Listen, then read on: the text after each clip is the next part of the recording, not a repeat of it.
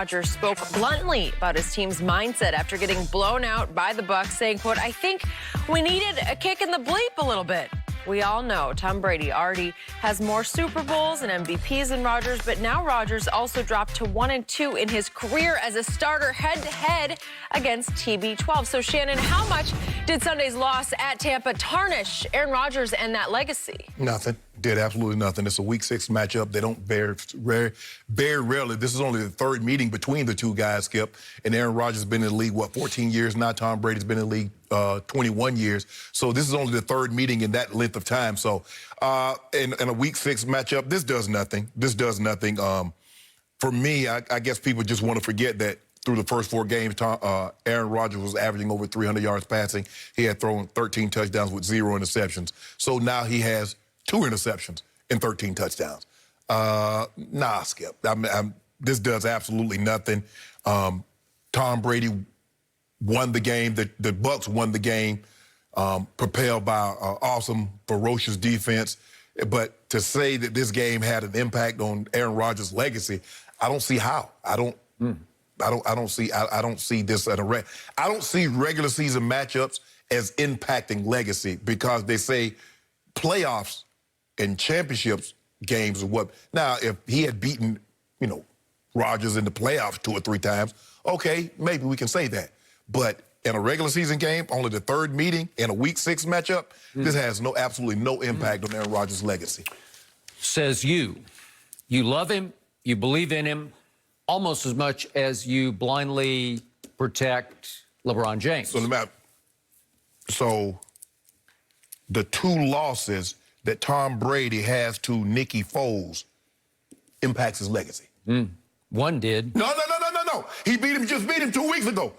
So are you telling me Nicky Foles has impacted Tom Brady's legacy? I want to hear it. Dum-dum-dum. Was that a clash of first ballot Hall of Famers? No. You have little to no respect for Nicky Foles. Hold on. Magic man. You mean to tell me a giant, that's what you said he beat the great GOAT? When? How? I'll deal with that in a moment. Okay. First, I'm going to answer this question. What happened Sunday at Tampa was that on America's Game of the Week, live coast to coast on Fox, Aaron Rodgers got exposed for what he is and what he is not. Oh, my God. He is the LeBron James of the National Football League. I've been saying that for years, because he is not the mentally toughest competitor. Oh. He is the flip side of Tom Brady. Aaron Rodgers is the GOAT only of style points and cool points and highlight show throws. I'll give you all those, because that's what he is. That's what you love the most about him. Greatest thrower of the football ever. He is. And he can make a throw or two a game where you say, "Phew, that was something."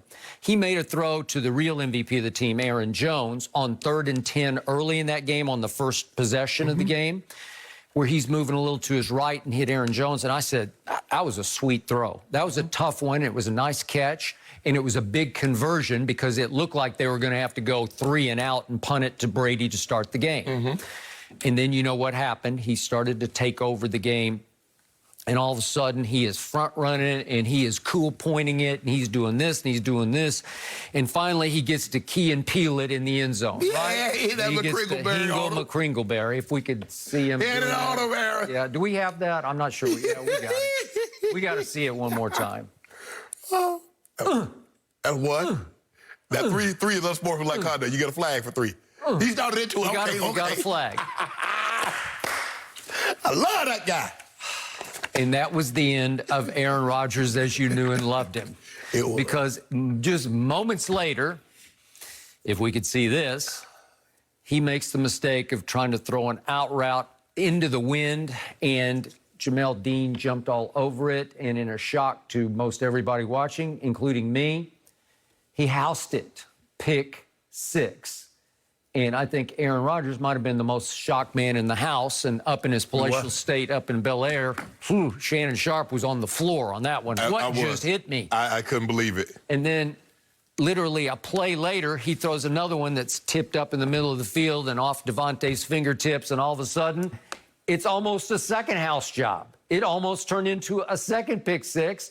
Is somebody going to stop him? And somebody finally stopped him. Yep. And that was the end of Aaron Rodgers. He unraveled. He came unglued. He turned into Kirk Cousins from there on in ways I have never seen Tom Brady fold. Yes, you did. You watched it last year in the playoffs against Tennessee. No, I have not ever seen that. I saw Tom Brady throw a pick six in a Super Bowl game against the Atlanta Falcons and fall behind 28-3, and you know the rest of the historical story because they came all the way back to win. Remember in 2014, the Arrowhead Massacre? You didn't see Tom Brady fall apart on that Monday night game? You watched that. You watched that, remember? I saw the defense fall apart. No. Hold on. Whoa. And you had the people asking questions. Coach Belichick, are you thinking about benching Tom Brady? Wasn't that the questions? And I wrote a whole column for ESPN.com. You can look it up. Okay. It ran that week. I said, Tom Brady will go win the Super Bowl now, and he did. Okay, but I'm just saying. It was on to Cincinnati, remember? Yes, on to Cincinnati. Yeah. Okay. It's hard for you to have any connection with Tom Brady because he is not cool off the field. Some people think he dresses cool, but acting, he doesn't act the part. I definitely right? like the way he dressed. Okay, he does have a model wife, obviously, but he gets a little nerdy, a little cliched, a little lame on social media. You saw him yesterday. Oh, yeah, guys, big win yesterday. There's a big win, and, we're going to keep it rolling. I was like, oh, my goodness, click. Okay, all he's done is win 6 Super Bowls with 6 game-winning drives in the fourth quarter overtime. Extraordinary. He doesn't get nearly enough credit for that because he has incredible clutch toughness. I'm talking about mental toughness, where he will fight you to the death. That's who he is, and that's who Aaron is not. Because in a huge national matchup of Titans, the quarterback Titans, you know, this is a titanic clash of 0 ballot Hall of Famers. Aaron just spit the bit after that. Okay. He came completely unglued in ways that I've never seen Tom just be flustered and give it up. He scored no points in the last 3 quarters. We have seen that. We saw it in the playoff game against the Tennessee Titans last year, that he spit the bit and he looked awful. So let me ask you a question. You have little to no respect for this guy, and you say the guy closed his eyes and he threw a pass, and he's been terrible. He led the league in interceptions. Eli Manning. So Eli Manning affected Tom Brady's legacy. Is that what you're telling me? Well, Bill Belichick did. No, you see what you did, Skip? You talk about Bill Belichick. Why is it that everybody else can... Why is it that Tom Brady legacy doesn't get impacted by other guys beating him? It's always Coach Belichick's fault. Okay. Tom Brady in the first Eli Super Bowl did what he always does in fourth quarters. He led a 75-yard, 12-play drive to hit Randy Moss for the winning touchdown pass to put them ahead 14-10 with 2 minutes left. Skip. And then what happened? Skip, hold on. Do you realize Eli went 83 yards in 12 plays against Belichick's vaunted defense? Wait a minute. You averaged 37 points a game in the regular season. Tom Brady was the first unanimous MVP, threw 50 touchdowns, 8 interceptions, and all you got me is 14 points. Coach Belichick...